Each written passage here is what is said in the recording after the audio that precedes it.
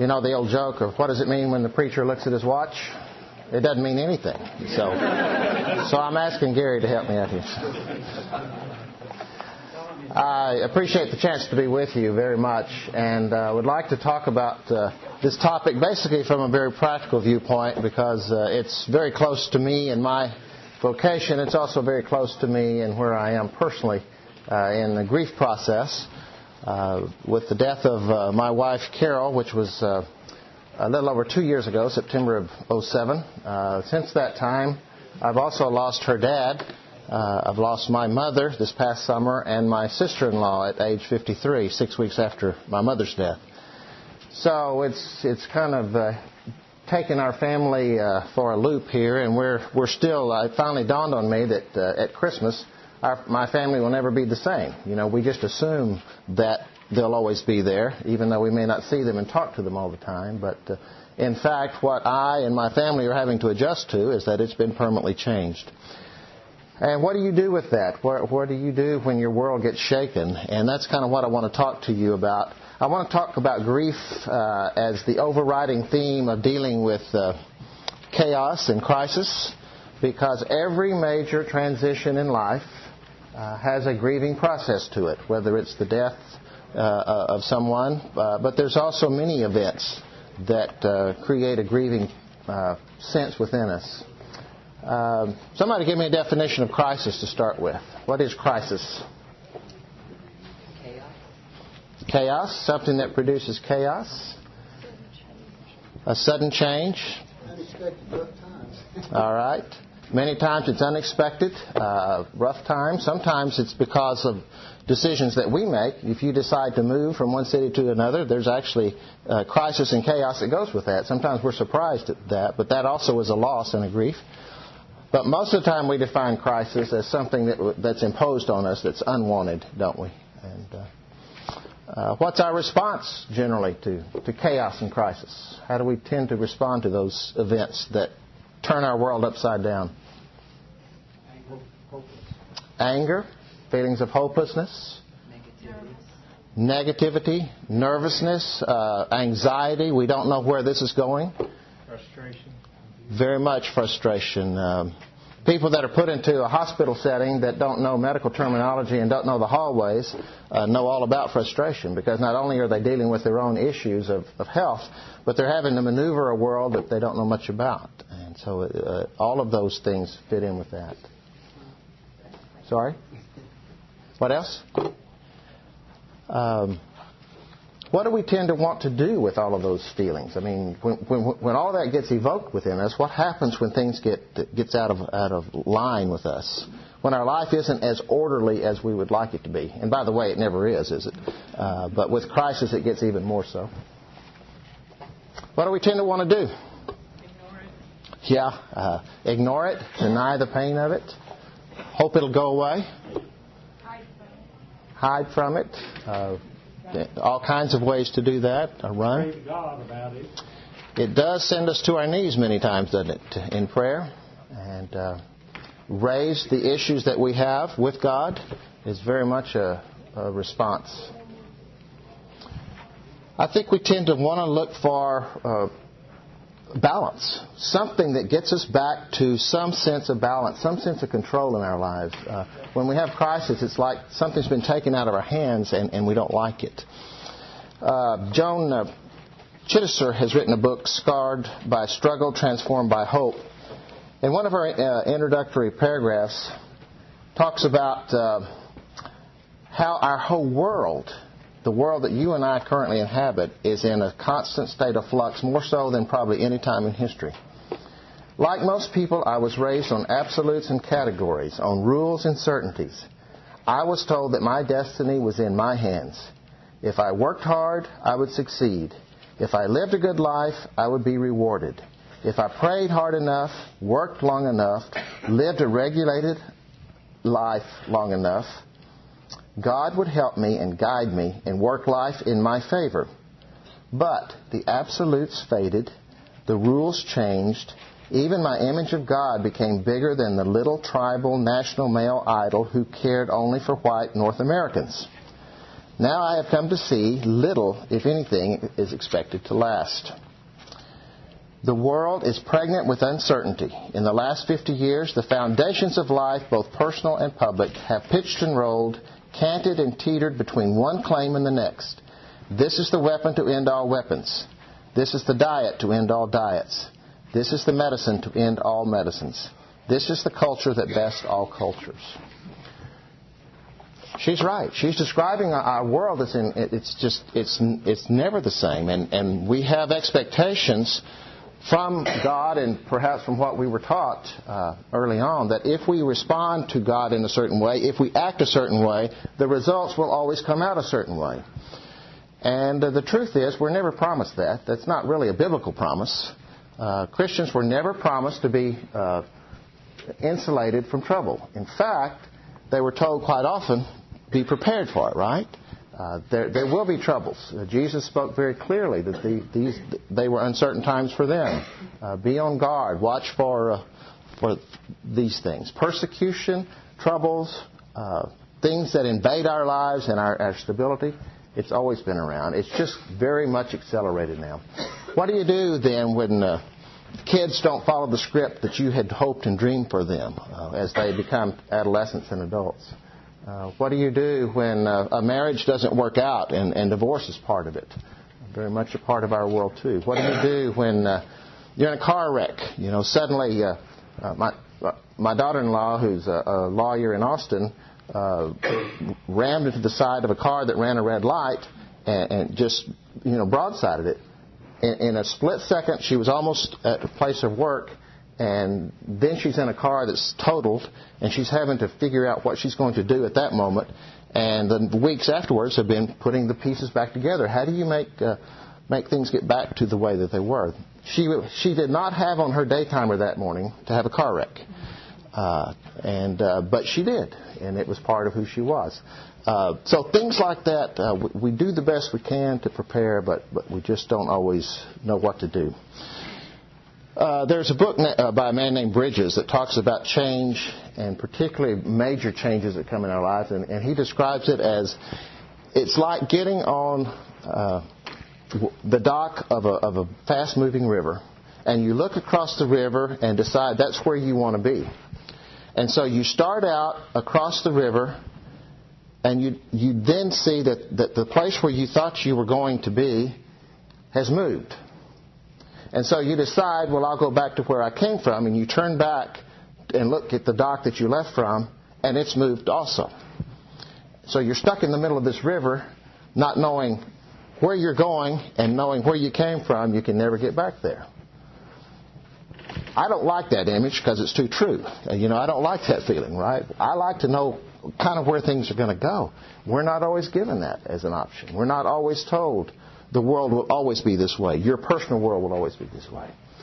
And so, what do? We claim to be people of faith. What do we do with that? Well, we do the very things that we're asked to do when everything gets turned upside down.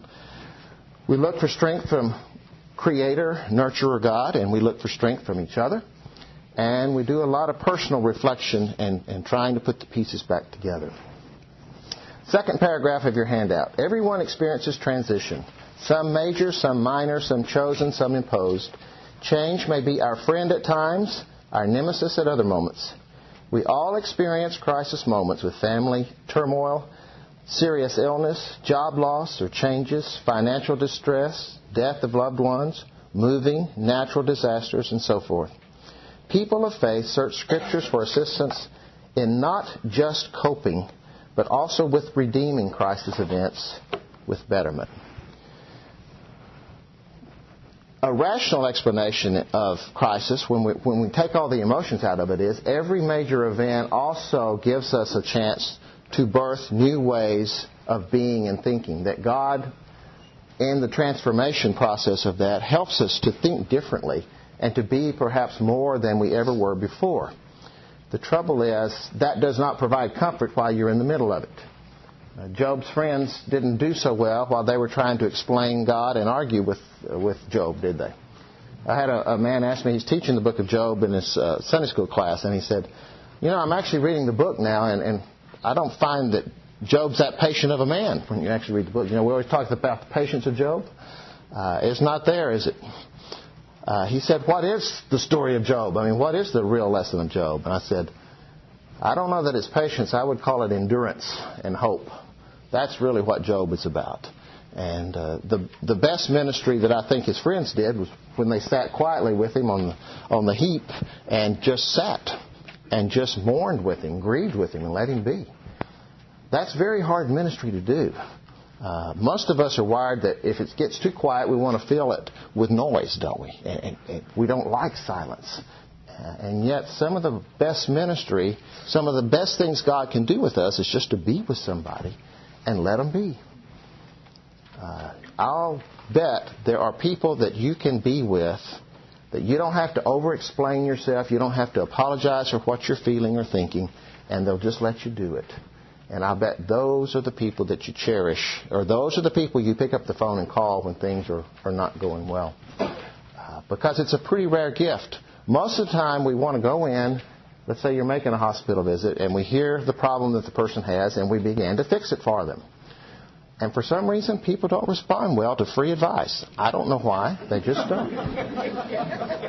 I have found free advice is usually worth everything you pay for it. So, I was married to a school teacher for 33 years, and she would come home after teaching elementary school at the end of a day. And, teachers, they come home with stories. And she would make statements like, you won't believe what they're asking us to do now. Or you won't believe the parent that walked in the middle of my class and chewed me out for giving Johnny a A- instead of an A+ and chewed me out in front of the whole class. And so she began to tell whatever was wrong that day. And me, in my fix-it mode, guess what I started doing? I began to think of a plan on how she could fix this. And I thought she wanted to hear my plan. I thought that the first 3 times I did it in our marriage. After a while, I learned that she said very clearly, I don't want you to fix this. I can fix this. I just want you to listen to me and let me tell you about it. Oh, okay, I get it. I'm supposed to be a chaplain. I was supposed to be trained about that, but, it just didn't work at home. Most of the time, people don't want you to fix their problems. Now, if somebody comes to you and specifically asks for advice, it's okay to share maybe options with them, but even then, I think we have to be very careful with what we do. Everybody's grief journey is unique. Nobody can say to you, I know exactly how you feel. Nobody. Because nobody is you. Even if you've had the very same experience that I've had, and I've had the same experience you have, let's say in losing a spouse or whatever the event was, we still don't know exactly how each other is processing and trying to cope with that. We share a lot in common, and there's a lot that we can gain from each other. I don't find it helpful to hear, I know exactly how you feel. What does that statement really say? If I come up to you and you start telling me your story and I say, I know exactly how you feel. Trying to relate? I don't want to hear anymore, or you think your story's bad, wait till you hear mine. I can top that one. It's almost a way to discount somebody rather than to let them be who they are at the moment. I'll just tell you, it's hard to listen to stories without jumping in with your counter story sometime and try to top it or at least match it. Because every story triggers things within us, doesn't it? And we think, oh, I know what they're talking about, and here we go. I've been in conversations where I've started a story and I wanted to finish it, and the person jumped in so fast with their story, and they started running with it, and I thought, wait a minute, I thought I was telling the story here, and you never get back to what started it. It just happens to us sometimes. So learning to be quiet. Okay, I've listed a few things, and we'll do the best we can to cover these. These are just what I have gleaned as personal, practical responses. Thank you. I couldn't figure out why my trifocals weren't working, and now I know. Now I know. For example, when we're in the middle of grief, and again, define grief in any way that applies to you or your loved ones, not just necessarily death. Seek and accept the support of caring friends. There are many people that aren't going to allow you to really tell the truth about what's really going on with you. And not everybody needs to hear your whole story. But there are those that really do want to know. I had a man who's actually the same age that I am, came up to me a week after Carol's death, his fellow church member, We were actually in school together at ACU, though I didn't know him well, but that just tells you we tracked along the same way. He had lost his wife 15 years earlier than me. And has since he's remarried with another family and has done tremendously in establishing a new family unit. But he still talks openly about losing his wife in her 30s to lupus. And he came up to me in the foyer, and I'll never forget it. And he said, "I just want to tell you something. Just remember cleaning the toaster oven at 2 o'clock in the morning." And I looked at him and I said, "Dana, what in the world are you talking about?" I mean, I didn't need any more input. My mind was already whirling. He said, "That's all I knew to do when I couldn't go to sleep at night. I didn't know what else to do. I was having to reinvent myself and run this family, this household. And so I just get up and start doing something that made absolutely no sense. The toaster oven didn't need cleaning, but that's what I did in order to do something." And he said, "When you find yourself cleaning your toaster oven at 2 in the morning, I want you to call me. Let's talk." You know, I've never taken him up on that offer, but I could do it. I knew he meant it. Not many people are going to offer that you can call me at 2 or 3 in the morning, and yet sometimes nighttime when you're in the middle of crisis is the darkest time, literally and figuratively. That's when everything bubbles to the top and surfaces. Sometimes I don't sleep well because I don't even like the dreams I'm having. It's like I wake up and I think, wow, if I'm going to work this hard in my dreams, I'll just stay awake and do real work because it's that internal anguish going on that comes to the top. Sometimes we need somebody to talk to at 2 or 3 in the morning. Sometimes it's just very difficult. Secondly, grieve as you need to, knowing that feelings of loss are normal and require time to heal. We live in a rapidly fixed society. You're not supposed to hurt long. Have a headache? What are you supposed to do? Instantly take an aspirin or a Tylenol, right? If you don't believe it, just watch the commercials that are on TV. You shouldn't hurt. You don't deserve to hurt. And so there's something about grief that we try to put that same thing into it. Let me give you the aspirin or the Tylenol, or we put that on ourselves. I'm in the business of dealing with people who go through grieving processes all the time. So I know that it takes time, a long, long time, much longer than we think it'll take. And I still tell myself I should be farther along than I am. I have found myself saying that to myself and saying it to a therapist, a friend of mine, who looks at me and says, "What are you saying about yourself?" And, you know, it's like sometimes we need people to hold a mirror up and say, "It's okay. You're doing it okay. It's all right. Just where you are. Work with yourself. Let God give you the resources you need, but relax." Sometimes we put such expectations on ourselves that we need to move on that we don't let God do His work. God's working with us. We want to push the fast forward button. If you don't get anything else out of this, just remember this. There is no fast forward button for grief. There just isn't. We get through it in time and with God's help. Now, time itself doesn't heal. Time and processing and learning to live anew, that's where the healing comes. But it's not fast. And I can't let anybody tell me where I need to be, and I don't have the right to tell you where you need to be in your grief process. Now, there is such a thing as abnormal grief where people get stuck in the same place for decades. That is not what I'm talking about. That is abnormal grief, and it is the exception. I am talking about the normal response that most of us have to a huge loss, that we're just trying to make sense of it, trying to see what is God trying to teach me, or how are we going to get through this crisis. Third, while figuring out new ways to act and behave, set healthy boundaries with others. We do need people, and we also need time alone.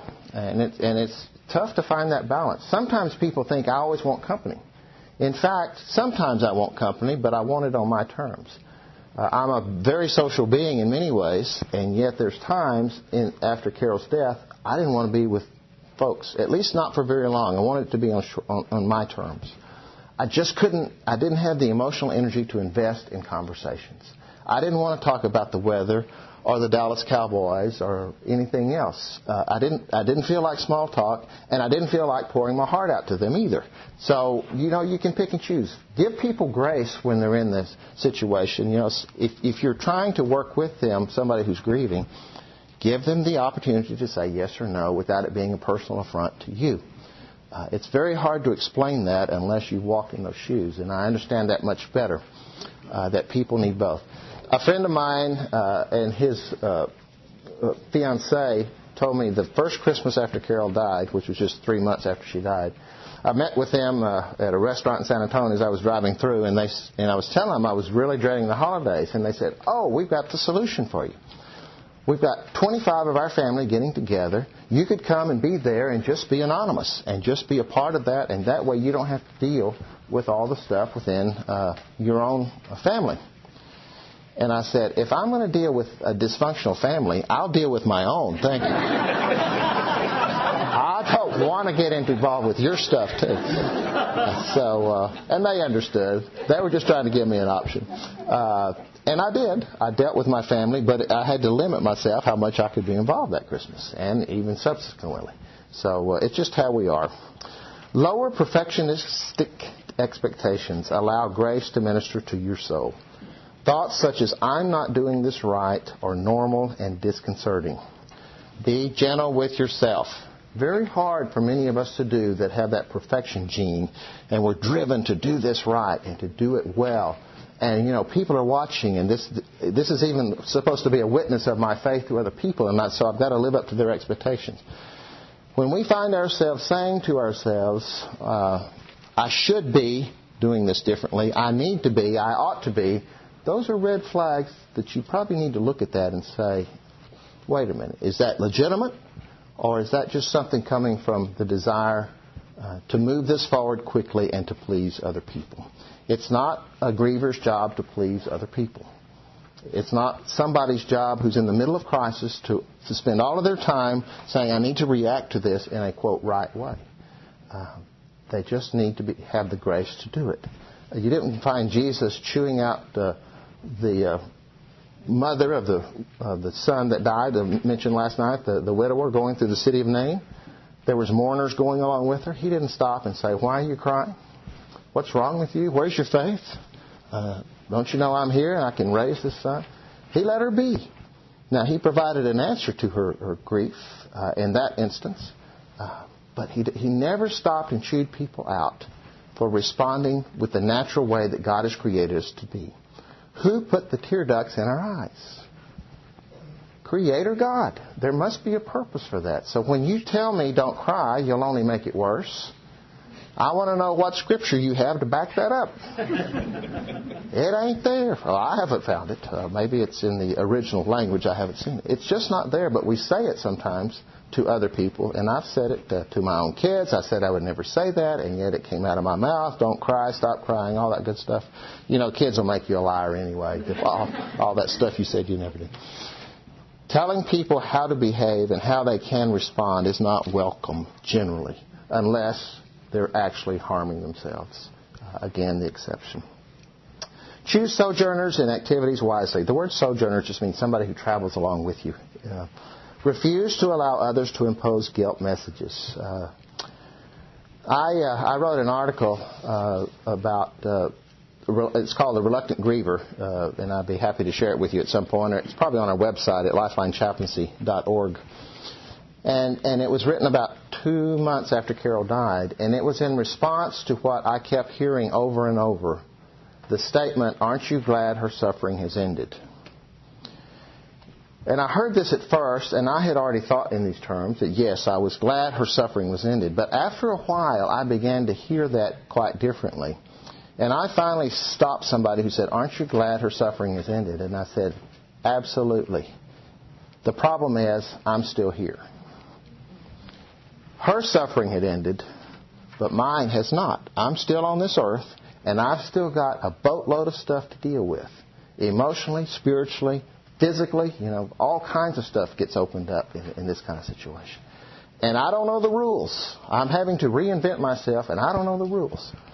Yes, I'm glad her suffering has ended. That does not comfort me because I want her here. So, those kind of statements, again, we all make them. I've made plenty of them. But we need to really look at how that's being heard by somebody else. Laugh and cry, rejoice and weep, as these are God's gifts to griever. Few things are more healing than tears and laughter. This Christmas, we decided it was to be with my family. My father's 91. This would be his first Christmas without his wife of 67 years.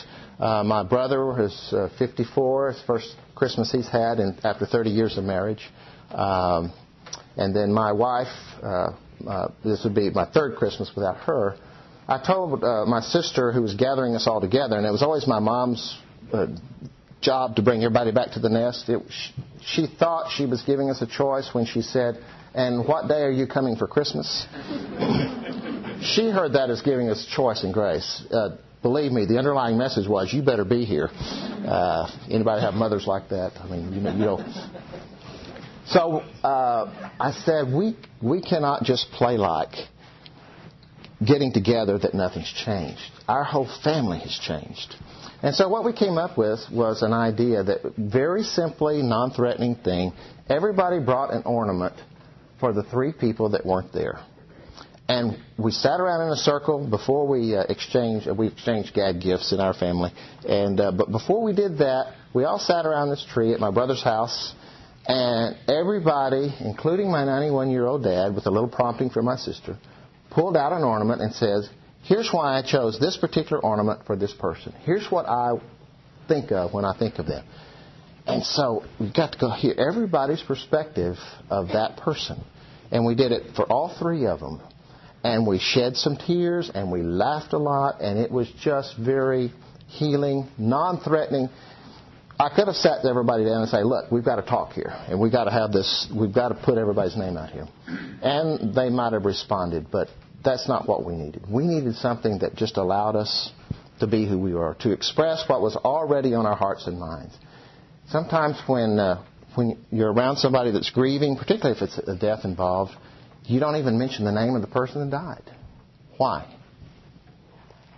Might make you get upset. Might make you cry, right? A good friend of mine at church stopped me after worship. This was about 3 months after Carol's death. And the sermon was on the gentleness of Christ. And I was still in the mode of I just sat on the outside near the back so I could get out. I didn't want to see a lot of people, didn't want to answer a lot of questions. I just wanted to be there and be fed. And yet Gail stopped me in the aisle, and she said, "I just got to tell you something. When the characteristics of the gentleness of Christ were being described in the sermon, I have to tell you, the person I thought of first was Carol. Well, as soon as she said her name, guess what happened to me? Whew, the waterworks started. The tears started coming down my eyes. And she backed up, literally backed up. She said, "Oh, I'm so sorry, Virgil. I didn't mean to make you cry." And I just shook my head and smiled at her that we're good friends. I said, "You didn't make me cry. The tears were already there. You actually gave me a gift and said you too were thinking about her, and you named her name." That was a gift to me. That wasn't an affront. I welcomed that. I wanted other people to acknowledge they missed her like I was missing her. But for her, she had to hear it from me that it was okay. Because sometimes we want to protect people from that, don't we? Keep moving, even if it's short walks. I tell you what, it's easy to have days when you're in the middle of a crisis to just stay in bed and want to pull the covers back over your face and not face life. And sometimes the task of a griever, whatever the grief is just to get out of bed that day. And that's hard to explain till you've been there. But sometimes, as active as I am, there was days I just didn't want to go. I didn't want to face the world. I didn't want to do anything. So sometimes you lower your expectations and say, if I get out of bed today, that makes it a good day. And then you take it from there a step at a time. Once you get out of bed, you do it. It's easy to become very inactive and not take care of yourself, health-wise, otherwise. And it's very, very hard to make yourself want to go for a short walk or do something that's good for yourself. You're too tired, you don't have the energy, you don't feel like it. All of those things are true, and that's probably why once in a while you need to get out, because there is therapy involved in being out and about a little bit. Rest adequately, allowing your body to be refreshed with sleep. That's a whole lot easier said than done. Again, sleep gets interrupted. It's a constant battle. And you've got to find ways to deal with that. Find times to be silent, not just this loneliness silence, but purposely silent, where you can meditate on something that's good that's going on. Every griever has something that they still can be thankful for. And sometimes we almost have to pull ourselves back from our grief and make ourselves name one thing and focus on that and thank God for that. It doesn't take away all the other pain and all the other chaos, but it helps us to think this isn't the end of the story. God's not through with me yet. We need to hear that. Plan and control what you can, then let others have the joy of assisting you. You find it hard to let people help you? Well, I do. I'd much rather be on the giving side than the receiving side, because then I have a little more control of that. It's hard to receive the generosity of others when you're used to being the one being generous. And yet, if we cannot accept the graceful gifts of others, I'm not sure what it says about our theology of God. How do we accept the grace of God if we can't accept the grace of other people? And people really do want to do things to walk with us and be with us. So I've had to learn to be very specific about what I need. If I need help with my taxes, or there's something about my car that needs doing I can't do myself, I just don't have the energy, I ask those people that can help me do it. It's taken me a long time to get there. I just confess that to you. But people are always glad when I ask them. If they've offered to do something, then I can take them up on it. Refresh your inner spirit with good reading, good music, and very little television. I have found the TV just doesn't come on at all now. I've got AT&T U-verse. I probably have 500 channels. I don't even know, don't even care. There's 1,600 things on there. I don't know what that means. Don't even know all the buttons. But I rarely turn it on right now. I just don't feel drawn to it, because television, I find, doesn't really feed my soul. It doesn't nurture me. It's not offering me very much. There are some things that are good, but boy, we can just use that as a noise maker to try to mask what's really going on within us. So I've tried to go more with things that really do feed my soul, particularly music. And remember, if you're helping somebody and you give them a book to read, whatever it is, even my book, understand people can only focus on things for short periods of time. They're not going to read an entire novel. Don't give them War and Peace and say, here, this will get your mind off your grief. They ain't going to read it. They're not going to read it. And don't come back and ask them, are you finished yet? You know, this is not a quiz. Give them things that may be short and to the point and minister to them, but they're going to read it in their own time. It's just the truth. And it's okay to offer things like that. Just don't put a hook in it that you're going to give them a pop quiz the next time you see them. When you're stuck in one emotional or spiritual mode, consider competent professional counsel.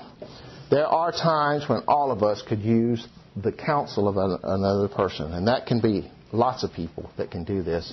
It can mean a professional counselor, somebody who's really trained to listen and to listen well and to help you sort through. That is not a threat to your faith. That is not a meaning that you are a failure. It means you're broken. If your body's broken, you don't mind going to a medical doctor. And when your spirit's broken, we need to go to others that can help us do that. Find somebody who will listen to you and help you sort through the jigsaw puzzle and the scattered pieces that are there and put some of it back together. Consider new ventures, new possibilities if the crisis has opened up for you. Slowly, grievers can begin to think beyond the current pain to better days. But that's not easy. And when you're in the middle of crisis, hearing that people don't want to hear, you're going to be a better person for this, that's not helpful. To say, I believe you're going to get through this. I want to be a part of your journey. That is helpful. To say, this isn't all that there is helpful. But to find ways to think in terms, there will be some new beginnings that are actually good. Be honest in what you need from others. Be specific as your request. Reach out and touch someone else in need. We are never meant to serve only ourselves. You know where the best support groups are? At the Cancer Center Hospital where I work. Some of them are set up by chaplains and social workers, but you know where the best ones are? It's in the waiting rooms, where everybody's waiting together. All of a sudden, you've got this instant support group. They don't have that on the wall, and they don't say support group. Why do people talk to each other in the waiting room? Because they all speak the common language of what they're dealing with. They may have all kinds of different diseases and all kinds of different doctors and treatments, but they're all in crisis mode, and they don't have to explain, this is where I'm coming from. they already know that person understands. And so it's very helpful that we find ways to be with those that are in the same boat as ours. Relax about the small details. This is the last one I'm going to read. Believing that life is more important than daily chores. Do what you can for one day or 1 hour, then let yourself relax a while. I don't like that. I want things done, and I want them done well, and I want them done now. I have had to learn a completely different way to think. There are some things I just have to let go for a while. I'll get to them when I get to them. I still haven't cleared out Carol's closet. No, I need to, and I will. And I got to thinking, what's the hurry? In my case, there's no hurry. For some people, they do that the next day or the next week after a death. That's fine if they choose to do that. That doesn't have to be my message for myself. There's some things that I will get to later. And if I do, I do. If I don't, I'll let my kids clean up the mess. I mean, that's always your gift to your grown kids, right? Leave a mess for them to clean up. Any final comments? We need to wrap up here. Yes. I've always found that it's a whole lot like studying God's Word. You like to listen to somebody else preach, but don't forget to go home and check it out yourself to see if it's the truth. Mm-hmm. And that we've got to be in our own grief. Right. Like hearing the Word of God, he said, hearing somebody talk about the Word of God, but we still have the responsibility to go home, study it for ourselves. And being in grief is a self-induced journey that comes to us. And we have to do it in faithful, good ways for ourselves. Thank you for your time, and we'll see you later.